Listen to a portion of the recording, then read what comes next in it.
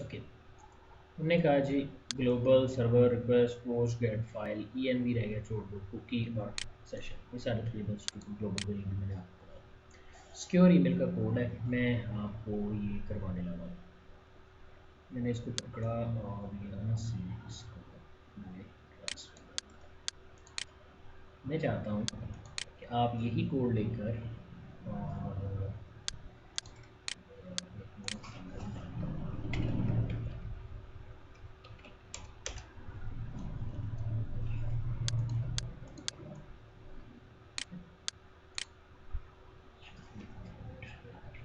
यहाँ पर हमें रह गया कुछ उसमें।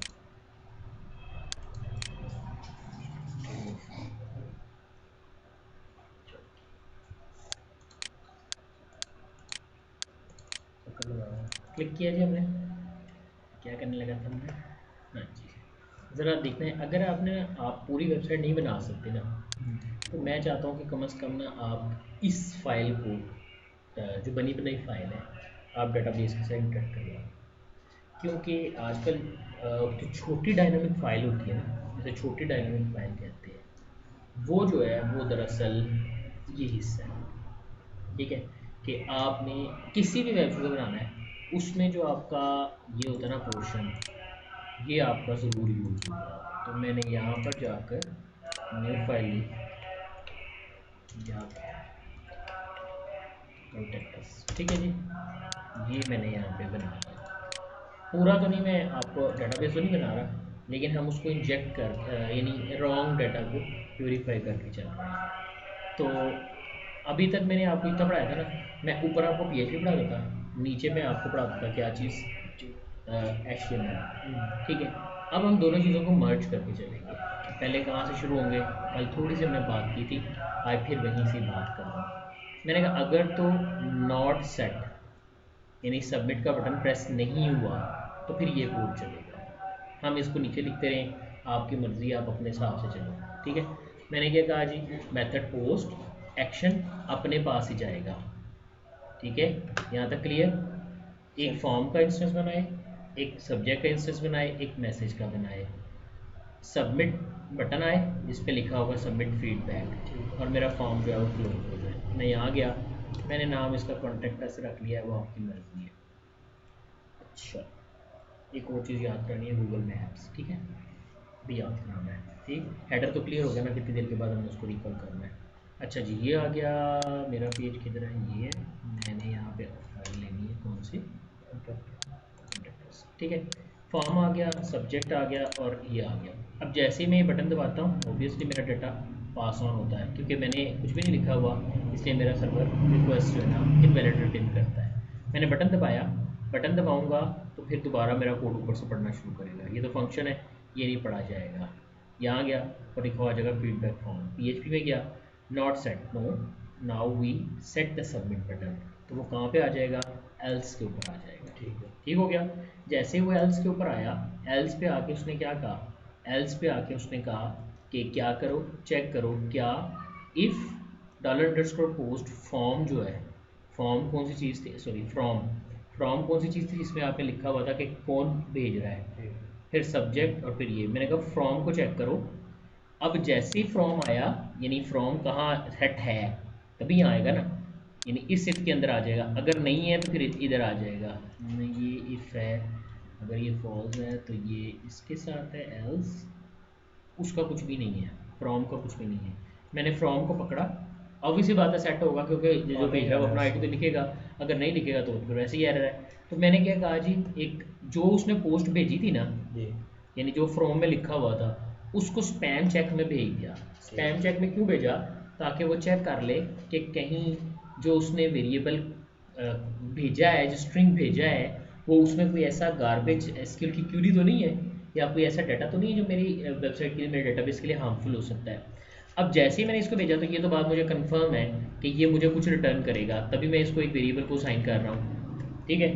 मैंने इसको क्या भेजा है, मैंने इसको स्ट्रिंग भेजा है, फ्रॉम में स्ट्रिंग है ना, स्ट्रिंग, मैंने स्ट्रिंग भेजा, वो कहाँ गया, इसके पास गया, स्पैम चेक के अंदर गया, यहाँ जाके उसने क्या कहा, फिल्टर अंडरस्कोर, मैंने कुछ नहीं किया, ये बना बनाया ऐसे लिखा हुआ है, आपने बना बनाया कोड लिख देना है, चेक करेगा क्या वो ईमेल सही है, ये कोड है, अगर सही है तो वो डाटा यहाँ आ जाएगा, ठीक है। अब मैं चेक करूँगा क्या फिल्टर वेरिएबल मेरा जो है वो ये वैलिडेशन ईमेल के रूल को दे देता है। यानी पहली बात, पहले चेक किया कि वाकई ईमेल एड्रेस की तरह का है। दूसरा जो ईमेल का रूल होता है कि @ पहले आएगा डॉट बाद में आएगा, उसको फुलफिल करता है। अगर तो फुलफिल करता है तो रिटर्न ट्रू कर दे, इसका मतलब सब कुछ सही है। सही है। और अगर वो फुलफिल नहीं करता तो रिटर्न फॉल्स, इसका मतलब है कि आपके फ्रॉम में एरर है। ठीक। अब ये ट्रू या फॉल्स कहाँ आ जाएंगे, ये ट्रू या फॉल्स यहाँ आ जाएंगे। ठीक। अगर मेल चेक में ट्रू होता है, ठीक है, तो फिर तो एल्स में जाएगा। अगर मेल चेक में फॉल्स होता है तो कहते हैं इनवैलिड इनपुट। ठीक है। कहाँ आ गया मैं इसमें, अब मैंने मेल तैयार है, अब मैं मेल करने लगा हूँ। यानी अब मुझे वो मेल कर सकता है क्या, फ्रॉम, जो भी उसने फ्रॉम वेरिएबल में डाटा भेजा था वो मेरे पास फ्रॉम में आ गया, जो भी सब्जेक्ट में भेजा था सब्जेक्ट में आ गया, जो भी मैसेज में भेजा था मैसेज में आ गया। आप मैसेज के अंदर अपनी मर्जी के मैसेज भी प्रिंट करवा सकते हैं, जो भी उसने मैसेज भेजा उसके साथ आप उसकी प्रायोरिटी सेट कर लें। एक रेडियो बटन ले लें, उसमें 3 तरह की प्रायोरिटी ले लें, लो, मीडियम, या जैसे होता है ना अगर आप डोमेन होस्टिंग की साइट बना के अगर लोगों को यूज़र आईडी दे रहे हो तो आप टिकट सर्विस सिस्टम बनाते हो। टिकट सिस्टम समझते हो? नहीं, उसमें ये होता है कि इसने मेरे पास को मैसेज ड्रॉप करना ना, तो ये मुझे टिकट ड्रॉप करता है कि मेरी साइट पे आता है, मुझे कहता है मेरे से जल्दी जल्दी कंटेक्ट करें, मैं एक टिकट ड्रॉप कर रहा हूँ। या तो होता है ना आजकल तो वो एक निकला हुआ है कि ऑनलाइन, लेकिन उसमें तो एक बंदा होना चाहिए ना जो आपके साथ बात कर सके। अब समटाइम ऐसा होता है कि मैं पाकिस्तान में हूँ, यूएस सर्वर मैंने लिया हुआ है, अब मेरी साइट यूएसए में भी चलती है, तो 24 आवर सर्विस मैं नहीं दे सकता, तो 24/7 की बजाय मैं कहता हूँ मैं 12 घंटे की सर्विस देता हूँ। तो 12 घंटे तक तो मैं फ़ोन पे अवेलेबल होऊंगा, 12 घंटे तक मैं क्या करूँगा, टिकट सिस्टम इंट्रोड्यूस करवाऊंगा। उस टिकट सिस्टम के अंदर मैं नीचे मैसेज के नीचे ना एक और बॉक्स बनाता हूँ, यहाँ पे 3 बटन में रेडियो बटन बनाता हूँ। रेडियो बटन में से एक सिलेक्ट हो सकता है, एक उसमें ये आपको पता है क्या क्या बनाता हूँ। मैं कहता हूँ प्रायोरिटी, लो, इंटरमीडिएट या एडवांस। ठीक है। तो लो प्रायोरिटी से क्या मुराद होगी, लो प्रायोरिटी से मुराद होगी कि आप क्या करोगे, प्रायोरिटी लो कर दोगे, नहीं अभी आराम से रिस्पॉन्ड करें।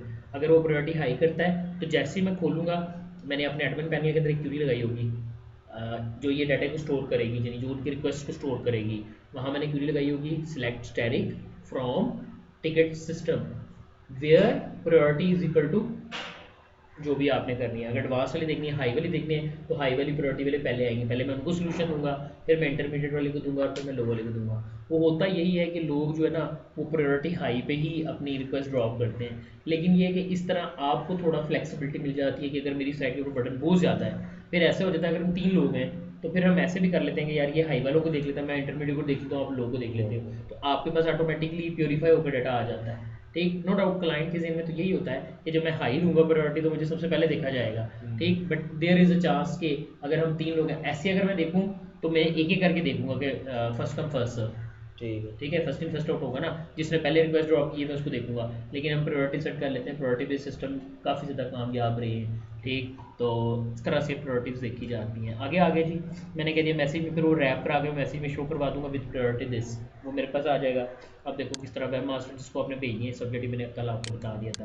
Thank you for sending us feedback. जैसे ही आप इसको चलाओगे आपका जो कोड है वो चल जाएगा। तो from athar_sayyed@hotmail.com, subject feedback from user, it's sample message,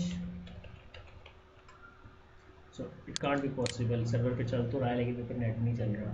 तो thank you very much for sending us feedback. तो आ गया, मेल का फंक्शन चल गया है सर्वर के ऊपर, बट वो डाटा एग्जैक्ट मेजरमेंट मुझे नहीं, मेरे सर्वर पे सेंडिंग नहीं हुई। मेरे पास सी में रैम के अंदर यहाँ कहीं वो आ गया है, लेकिन ये कि आपके पास जो है वो वर्किंग में नहीं आ सका। उसकी रीज़न ये है वर्किंग में इसलिए नहीं आ सका क्योंकि मेरे पास नेट ही नहीं है। तो सर्वर मेरा वेब सर्वर तो है, लेकिन ये सॉफ्टवेयर से बना हुआ वेब सर्वर है, it's not available on the server. तो अगर मेरा एंटायर एप्लीकेशन होगी, अगर आपने डोमेन ली होगी तो आप इस तरह करोगे तो मेल चली जाएगी। अब आपने सुना होगा मेल बम्बर एक सॉफ्टवेयर है, वो पता क्या करता है, मेल बम्बर नाम सुना है? जब हम अपने क्लाइंट्स को कहते हैं कि बार बार मेल भेज सकें तो हम एक सेशन जनरेट करते हैं। हम कहते हैं हर घंटे के बाद मेल जानी चाहिए। ठीक है, लूप लगा देते हैं, कितनी मेलें जानी है, 10, 15, 20, 25, जितनी आपने मेलें भेजनी है। वो मेल बम्बर क्या करता है, मेल बम्बर उसका नाम है सॉफ्टवेयर का। ठीक है, वो क्या करता है कि वो हर घंटे के बाद जो है ना वो लूप चलाना शुरू कर देता है।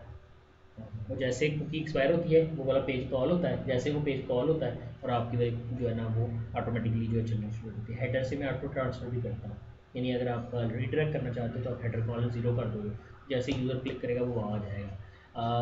2013 में 12-13 में एक कॉन्सेप्ट आया था ट्रैफिक का, रीलोडिंग का, व्यूज़ का कॉन्सेप्ट का। अब ये चीज़ें हाई होनी चाहिए, यही वजह है कि आज आपको बहुत ज़्यादा कंपटीशन जो है मिलता है। उसमें हम करते क्या आते हैं, एक ब्लैक हैट एसईओ की टेक्निक ये होती है कि जैसे यूज़र किसी एक लिंक के ऊपर क्लिक करता है ना, ये बेसिकली ब्लॉग को ऊपर लाने के लिए यूज़ की जाती है टेक्निक, लेकिन ये पकड़ी जाए तो ये प्योर ब्लैक हैट एसईओ था।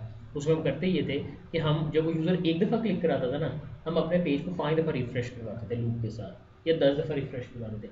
उससे यूज़र को ऐसे ही लगता है कि साइट हिल रही है, लेकिन वो एक साथ आपके काउंटर पर 10 लिंक्स क्लिक्स मिल जाते हैं, ठीक है। लेकिन फिर गूगल ने बाद में एक और पॉलिसी इंट्रोड्यूस करवाई, वो कहता था okay how much time, what's the every time that user stays on your website, so वो फिर वहाँ पर लो हो जाता था। यानी अगर मैंने 1 सेकंड के अंदर 10 क्लिक तो ले लिए हैं, और अगर मैं 10 बंदों ने क्लिक किया है, एक तो बैड इंप्रेशन है, user not satisfied with that, okay यार पता नहीं क्या खोला, क्या चल गया, कौन सा वायरस लोड हो रहा है, सही बात। सो कॉल्ड माइंड में आता ना। लेकिन ये कि लोगों ने इस तरह ट्रैफिक काफ़ी इंप्रूव की, बट आफ्टर दैट गूगल ने इसका सोल्यूशन ये निकाला था कि वो आगे फिर देख लेते हैं कि हाँ जी how much time user stay on your website, तो जिस उसको ही अच्छा समझा जाएगा जिसकी साइट पे यूज़र स्टे लेता है, ना कि सिर्फ आता है और चला जाता है।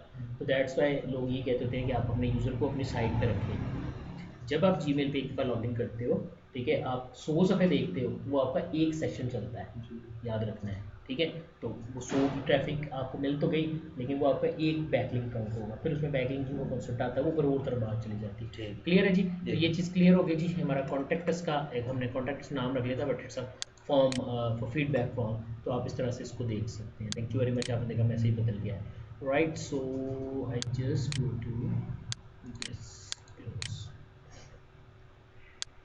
यहाँ पे आता हूँ, यहाँ पे आता हूँ एरर हैंडलिंग। एरर हैंडलिंग क्या होती है, एरर कैसे है, मैंने कहा इसमें अगर कोई खुले में कोई एरर आ गया तो मैं इसका डाई की स्टेटमेंट लगा दूंगा, ताकि मेरे किसी किस्म का एरर जो है ना वो ना आपको मुझे प्रॉब्लम ना आए, यूज़र को रन टाइम पे एरर नजर ना आए।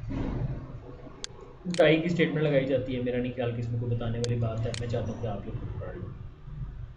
आपकी जानी पहचानी चीज़ें, और अगर मेरी वेबसाइट 2 रिटर्न करती है तो इसका मतलब है कि वो वार्निंग रिटर्न कर रही है, 8 रिटर्न करती है तो इसका मतलब वो नोटिस रिटर्न कर रही है, और अगर ई अंडरस्कोर यूज़र, अच्छा एक मिनट है, यहाँ गए, यहाँ गए, यहाँ गए, यहाँ गए, यहाँ गया।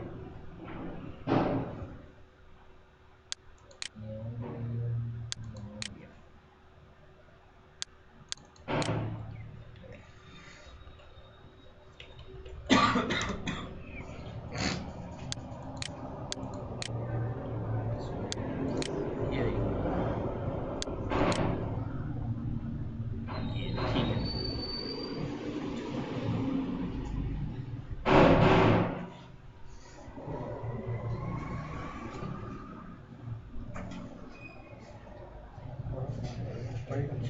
ठीक है। ठीक है, ओके जी। मेरे पास ना डिफरेंट स्टेटमेंट्स हैं। डिस्प्ले स्टार्टअप एरर्स हैं, तो कैसे शो करते हैं, मैं चाहता हूँ यूज़र को नज़र आए कि ना नज़र आए। तो इसमें ना ये बेसिकली PHP की एक लैंग्वेज है, वैसे ये कन्फिग्रेशन फाइल है PHP की, मैंने वो खोली है। ई अंडरस्कोर ऑल करोगे ना तो जितनी तरह के एरर्स होंगे सारे नज़र आएंगे। नहीं, अम्मी ये होंगे, ठीक। तो यहाँ पर क्या होगा जी, हमने कहा e underscore all, e underscore all से क्या होगा, तमाम तरह के नोटिफिकेशन एरर्स बताएगा, और ये नोटिस भी बताएगा, स्ट्रिक्टली फॉलो करेगा और ये करेगा, ठीक है। और HTML एरर्स हैं, यानी ये एक लाइन इधर ना errors,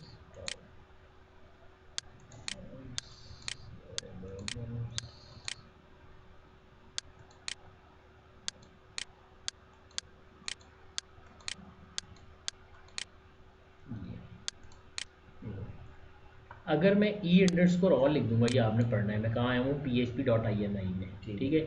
all errors and warning, अच्छा इसको ना ड्रीम वीवर में खोलोगे ना तो ये आपके पास जो है वो सही फॉर्म में जो है वो आ जाएगी, ठीक है। All errors and warnings including strict as of PHP 6.0.0, E underscore error fatal error show करेगा, रिकवरेबल एरर, वार्निंग्स। आप ये लफ्ज़ अगर यहाँ वो जो मैंने ऊपर आपको पढ़ाया ना, नीचे भी आ रहा होगा ये, आप क्या यूज़ करना चाहते हो, ई अंडरस्कोर ऑल में show all errors warning notice included, ये सारा यहाँ पे आपको दिया हुआ। तो मैं समझता हूँ कि अगर आप इसको पढ़ लो तो आपको खुद ही समझ आ जाएगी ये कैसे लिखना है। ये और है, ये एंड है, ये नॉट है, टिल्डा, ये डेवलपमेंट वैल्यू जो भी आपकी करनी है।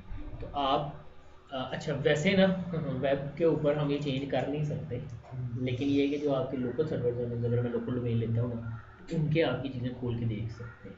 ठीक है, तो ये एरर रिपोर्टिंग के लिए बेसिकली यूज़ होती हैं। तो मैं चाहूँगा कि इसे आप देखें, और अगर आप इसको यूज़ कर देते हो तो मैं नहीं जाता हूँ और मैं यहाँ जाकर देता हूँ।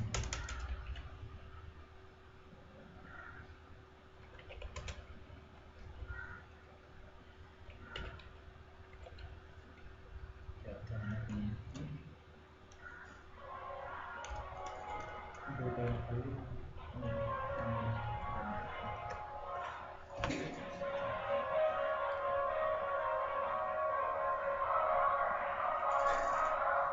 इसका नाम हमेशा ही मुझे भूल जाता है।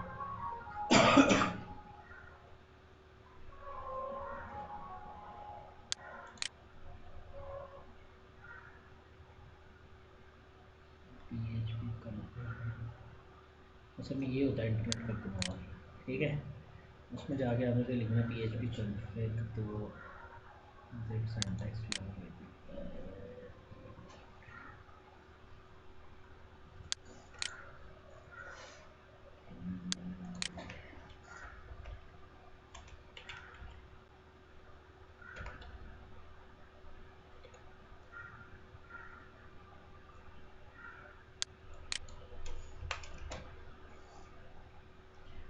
फंक्शन है तो क्या मिलेगा, ये फंक्शन है तो ये मुझे मिलेगा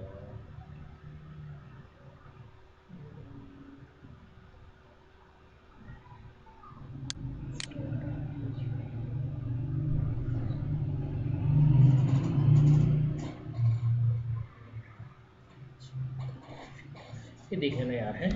ये जो मैंने आपको दिखाई है ना टेक्स्ट के ऊपर फाइलें, ये आपको मैंने दिखाई है आपको।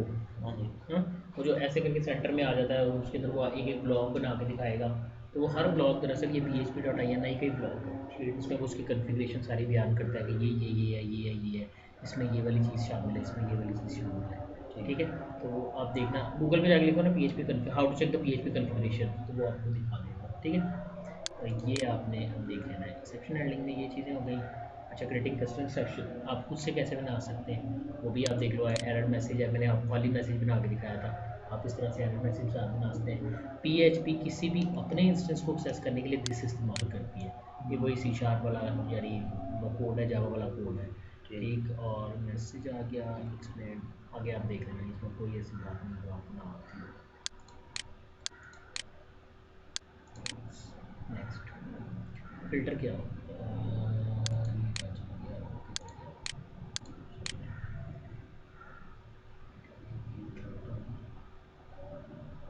मैं आपको एरर बताया ना, हाँ जी एरर। एक्सेप्शन हैंडलिंग में।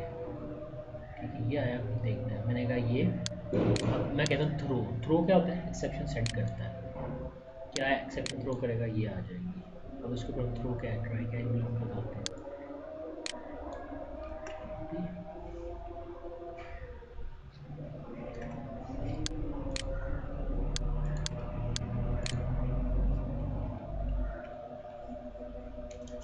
एक्सेप्शन काम क्या करते हैं? एक्सेप्शन एरर को करते हैं, कहीं एरर तो नहीं हो जाए।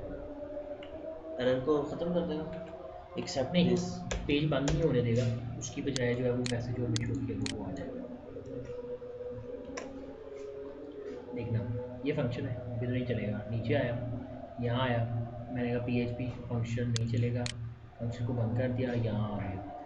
चेक नंबर 2 को चेक करेगा, कहाँ जाएगा चेक, यहाँ नंबर 2 को यहाँ पे चलेगा। कहता है if number is greater than 1, अगर नंबर 1 से ग्रेटर है थ्रो कर दे न्यू एक्सेप्शन। क्या उसमें मैसेज भेजा है, वैल्यू मस्ट बी 1 और बिलो। ठीक, जैसे यहाँ आए तो क्या कर दे, अगर तो लेस देन 0 है तो फिर तो कोई मसला नहीं, एरर ट्रू रिटर्न करे। यहाँ कोई एरर नहीं आया, जैसे ही यहाँ पे एक्सेप्शन आएगी ये मैसेज यहाँ पे आ जाएगा। जब यहाँ आएगा तो ये इसको शो कराने की बजाय यहाँ ले जाएगा, ये नहीं शो कराएगा। तो यहाँ वो कह देगा मैसेज और जो भी आपने एक्सेप्शन दी है ई डॉट गेट मैसेज, ये बिल्ट इन फंक्शन इसका, तो वो एक्सेप्शन को कैच करना है। यानी कहीं भी इस कोड में अगर एरर आएगा तो वो इसको थ्रो कर देगा एक्सेप्शन वाली जगह पर, और एक्सेप्शन इसको मैसेज की शक्ल में शो कर देगा। और आपको अगर नहीं पता कि क्या मैसेज आया है, यानी क्योंकि ये तो बिल्ट इन मैसेज है ना, पीएचपी ने जनरेट किया है, तो इसको ऐसे एक्सेस करते हैं। यानी आपका वो इवेंट जिसके अंदर आप एक्सेप्शन रख रहे हैं, उस इवेंट को एक उसका private, sorry, public data member function है गेट मैसेज, तो वो इसको एक्सेस कर देगा। ठीक है, क्लियर है ये चीज़? अच्छा जी, इसके साथ आपके पास आता है डिटेल्ड है, ये नीचे देखना, कोई इसमें भी ऐसी मुश्किल बात नहीं है। मेरा नहीं ख्याल कि आप इसको वर्कआउट कर सकते हैं। समटाइम ऐसा होता है कि हम अपनी एक्सेप्शन को ब्लॉक करा के ना दोबारा री थ्रो करते हैं, तो वो दोबारा उसको कॉल किया जाएगा। तो री थ्रो करेंगे, थ्रो न्यू, और तो दोबारा नेट की बन जाएगी। ठीक है, क्लियर। ये भी अब आपकी तरफ ड्यू होता है। फिल्टर्स क्या होते हैं? जब आप प्योरीफाई करके रखता है, कहता है almost all web browsers web application depends on external input की, ये ऑब्वियसली बाहर से इनपुट आती है। Usually this comes from a user और another application like a web service. By using filters you can be sure your application get the correct input type. वही इस SQL injection को रोकने का तरीका है। मेरा नहीं ख्याल कि आप इसको पढ़ोगे तो आपको पता नहीं चलेगा, ईजीली आप समझ जाओगे कि क्या है इसके अंदर। सारा कुछ मैंने ऑलरेडी आपको एक्सप्लेन कर दिया, लफ्ज़ फ़र्क है, बाकी कोई चीज़ नहीं। डायरेक्टरी ये बहुत ही इंपॉर्टेंट है। इंपॉर्टेंट क्या है कि हमारी फाइल हमारे सर्वर पर किस जगह पे पड़ी हुई है, ये डायरेक्टरी बताती है। ठीक है, अब मेरी फाइल के लिए आपके पास है करंट डायरेक्टरी का पाथ CHDIR होता है, उसका मेन रूट वो होता है जो आपका पब्लिक अंडरस्कोर लोकल HTML, जो आपका HTML है ना, जहाँ से आपकी वेबसाइट लॉन्च होती है, वो जगह है। उससे पीछे भी एक जगह आपके पास डोमेन पे होती है, जहाँ आपकी मेल्स वगैरह आती हैं, जो आपने कस्टम ID लिया होता है उसके साथ। ठीक है, क्लोज डायरेक्टरी, डायरेक्टरी हैंडलिंग के लिए होता है, DIR है, आगे उसके फंक्शंस हैं। आप इसे अपने तौर पर इंप्लीमेंट करके देखोगे तो इंशाल्लाह आप इसे ये निकाल लोगे। आइडिया मैंने आपको दिया हुआ है, लेकिन आपने इसको अपने तौर पर यूज़ करके देखना है। ठीक है, मैंने पेंडिंग किया आपकी तरफ। नेक्स्ट HTTP फॉर्मेट्स हैं। मैंने यहाँ से पहला आपको भी इसका बताया हेडर।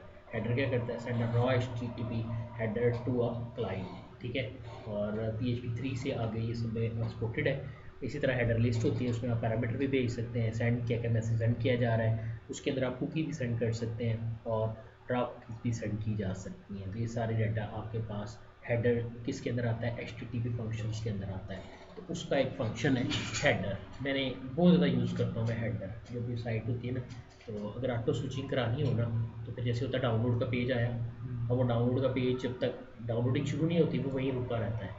ठीक है, लेकिन 3 सेकंड 5 सेकंड जैसे वो काउंटिंग चलती है, ज़ीरो होता है, तो वो automatically thank you very much कह देता है फॉर डाउनलोडिंग, और आपके पास नीचे डाउनलोडिंग जो है वो शुरू हो जाती है। तो मैं अगले पेज के ऊपर आ जाता हूँ, वापस इंडेक्स पेज पे आ जाता हूँ, तो वो ये वाला फंक्शन जो चल रहा होता है विद पास, ये पैरेलल हेडर लिस्ट के साथ भी हम यूज़ करते हैं। मैथ फंक्शंस मेरा नहीं ख्याल कि मुझे करवाने वाले हैं, सारे जावास्क्रिप्ट वाले हैं, लेकिन ये है कि आपने कैसे यूज़ करना है मेरा नहीं ख्याल कि कोई भी आपको बताने की ज़रूरत है, आपको पहले ही पता है। अगर आपको छोटा मोटा मैथ भी आता है तो ये सारे फंक्शन आपको पहले ही पता है। ठीक है, क्लियर। तो ये आपने करके देखने हैं ये क्या है। नेक्स्ट आता है SQLi फंक्शन। मैंने आपको कल बता दिया था, लेकिन इसमें फिर भी कुछ इसकी एक्स्ट्रा चीज़ें जो नहीं आई हैं, लाइक इफेक्टेड रोज। अगर उन्होंने क्यूरी चलाई उससे कितनी रोज इफेक्टेड हुई है, समझे तो क्यूरी चलती है, नीचे मैसेज आता है इतनी रो इन्फेक्टेड हुई हैं, इतना ये हुआ है, वो यहाँ से आप उठाते हैं। ये उसमें सारी चीज़ें जो हैं वो चेंज यूज़र है क्या है, आपने जो जो वर्किंग की है वो सारी यहाँ से SQLi में आप गेट कर सकते हो। तो ये ज़रा लेंथी सा पोर्शन है, लेकिन ये कि मैं चाहूँगा कि आप करो, सिर्फ एक फंक्शन है, कोई भी आप किसी भी चीज़ पर क्लिक कर दो और उसके अंदर वो उसकी एग्जांपल दे पाता है कैसे है। और जब आप डिटेल डेटाबेस में जा रहे हो तो मैं चाहूँगा उससे पहले इसको एक दफ़ा ज़रूर देख के जाओ, ताकि SQLi के साथ जो है आप काम कर सको। अगर आप लोकल सर्वर खरीदते हो, अगर आप लोकल सर्वर खरीदते हो तो फिर आप किसके साथ काम करोगे? फिर आप काम करोगे SQL के साथ जी। और अगर आप एक लोकल सर्वर नहीं खरीदते, किसी और की साइट से खरीदते हो, फिर आप SQLi के साथ काम करोगे। ठीक हो गया जी? ठीक है, यहाँ तक कि SQLi is more secure and provides you more methods to protect. हाँ जी, आगे उसकी तरफ याद है। और आपने कहा था चोरी करना बताओ। चोरी यही होता है ना, मैंने मॉड्यूल बना के छोटे छोटे रख लिए हैं। अब ये देखो, ये कोड स्निपेट आ गया आपके पास। ठीक है, आपने यहाँ से इसको खोला, तो मुझे ये लगाना है, तो सारे के सारा उठा के मैंने लगा दिया। जो हमारा इंटर्नशिप पीरियड होता है ना, उसमें बेसिकली आपने मटीरियल ही बना के रखना होता है। कि मेरे पास किस तरह मेरी कंपनी के पास किस तरह का काम है, इनके पास इस तरह का काम है, इस तरह की चीज़ें आती हैं। हम उसकी छोटी छोटी फाइलें बनाते हैं, साथ साथ उसको साइट में यूज़ भी करते रहते हैं, साथ साथ उसके मॉड्यूल भी बना के रख लेते हैं। जब कभी भी यूज़र कहता है तो मैं पूरे का पूरा मॉड्यूल उठा के वहाँ लगा देता हूँ। इस तरह बनाया जाता है कि सिर्फ उसको वैल्यू पास की जाए और वो आपको वैल्यू रिटर्न कर दे, दैट्स ऑल। अब अगर मैंने अपनी साइट के लॉगिन मॉड्यूल बना लिया, हर साइट के लिए अलग थोड़ी लॉगिन मॉड्यूल बनाऊंगा, एक दफ़ा बना के रखा, एक फंक्शन इस तरह का बनाऊंगा जो उस लॉगिन मॉड्यूल को कॉल करेगा और मुझे वैल्यू रिटर्न कर देगा कि लॉगिन होता है कि नहीं। वहाँ सिर्फ मैं उस फंक्शन को कॉल करा लूँगा और मेरे पास मेरी वर्किंग जो है चलना शुरू हो जाएगी। मुझे बार बार ना तो डिबग करने की ज़रूरत है, ना चेक करने की ज़रूरत है। ठीक है, डेटाबेस कैसे क्रिएट करना है, सारी कोडिंग एक के अंदर, जैसे मैंने आपको इंसर्ट वाला नहीं दिखाया, क्रिएट वाला, उसी तरह से आपने सारी वर्किंग जो है चला। ठीक हो गया जी। तो ये था वर्क। अब गूगल मैप्स के लिए क्या है, बेसिकली ना सिर्फ गूगल मैप्स बल्कि जितनी भी वेबसाइट्स जो आपको एडिशनल सर्विसेज प्रोवाइड करती हैं वो आपको अपने प्लगइन्स रिटर्न करती हैं। ठीक, जैसे मैं किसी पेपाल का अकाउंट लगाना चाहता हूँ, मैं गूगल मैप लगाना चाहता हूँ, मैं एप्पल वाले भी अपना मैप दे रहे हैं, और भी बहुत सी कंपनीज हैं जो अपनी सर्विस, अमेजोन वाले अपना प्लगइन दे रहे हैं, सोशल मीडिया प्लगइन्स हैं। ये सारी चीज़ें बेसिकली आपके पास आती हैं, जो प्लगइन्स वाली हैं वो आती हैं जावास्क्रिप्ट के अंदर। ठीक है, और वो वहाँ पे आप उनके वेरिएबल जाके सेट करते हैं, वो आपको कोड देते हैं, आप उस कोड को उठाते हो अपने पास यूज़ कर लेते हो, that's all your working will be fine. Google map के लिए भी आपको गूगल के डेवलपर्स जो हैं, developer.google.com पर जाओगे, वो आपको आपको पूछेंगे आपकी लोकेशन क्या है, आप अपनी लोकेशन दोगे, जूम लेवल दोगे, एलिवेशन दोगे और एल्टीट्यूड दोगे। वो आप पास करोगे, वो आपने कहाँ से रहना है, गूगल मैप से जाके हम देख लेते हैं, या गूगल अर्थ से जाके देख लेते हैं, या गूगल सेटेलाइट से जाकर देख लेते हैं। किसी से भी आप जाओ, आपने ये सारी चीज़ें जाके चेक कर ली, सारी चीज़ों को चेक करने के बाद इनके पैरामीटर्स उठा के रख लिए। असल मैं चाहता हूँ मेरा क्लाइंट कहता है कि ना उसका शो भी हो कि वो सऊदीया में है, रियाज में रहता है, तो रियाज का जो वहाँ का आईपी होगा वो मैं उसमें जाकर डालूंगा तो ऑटोमेटिकली सब कुछ आ जाएगा। किसमें, गूगल अर्थ में। अब उसमें कितने एंगल पे आपने देखना है, 20 फुट की हाइट, 20 मीटर की हाइट पे देखना है, 100 मीटर की हाइट पे देखना है, 400 मीटर की हाइट पे देखना है, कितना ऊंचाई से आप देखना चाहते हो, तो वो आपका एंगल सेट हो जाएगा। जितना आपका एंगल सेट होगा उस हिसाब से आप अपनी जो वर्किंग वो स्नैप आ जाएगी, वो आप अपने एरिया के अंदर अपने डिव के अंदर से उसको शो करवा लोगे। पेपाल की तरफ आते हैं, तो पेपाल हो गया आपका, लिमिटेड रिजर्व हो गया, और जितने भी यानी ये पाइजा वाले हो गए और पियानर वाले हो गए, ये लोग जो है ये क्या करते हैं, ये बेसिकली अपने प्लगइन्स देते हैं। आपने इनकी साइट पे जैसे अकाउंट बनाओगे, आपने रिक्वेस्ट करोगे for merchant type account. Merchant account ये होता है कि मैं इनके साथ डीलिंग करना चाहता हूँ, सेल परचेज करना चाहता हूँ, तो वो आपको एक प्लगइन देंगे, पीएचपी की एक फ़ाइल देंगे। अगर आप उन्हें रिक्वेस्ट करेंगे, अगर ASP में रिक्वेस्ट करते हैं तो ASP.NET की फ़ाइल देंगे, PHP में रिक्वेस्ट करते हैं तो PHP की फ़ाइल देंगे। ना मिल रही हो गूगल में जाके सब लिख देनी है, तो वो आपके पास फ़ाइल आ जाएगी। जैसे आप उस फाइल को उठाओगे, आपके पास क्या होगा, आप उस फाइल को यूज़ कर सकते हैं और आपका वर्किंग जो है वो आ जाती है। मेरे पास, मैंने आपने मतलब एक तो मुझे कहा था पेपाल की फ़ाइल के लिए मेरे पास पड़ी हुई है, लेकिन वो ओल्ड वन है, तकरीबन वो मेरा ख्याल है 2009 की पड़ी हुई है पेपाल की। तो वो आप देख लेना, अगर आप उसी टेट फाइल के अंदर आपको मिल जाएगी। ठीक है, तो अदरवाइज़ नई वाली आप पेपाल से जाकर डाउनलोड करोगे। ठीक है, क्लियर होगी बात जी। अच्छा जी, अब एक आधी चीज़ और है, अभी PHP नहीं हुई, आखिरी चीज़ है जी। वो कहाँ है, वो है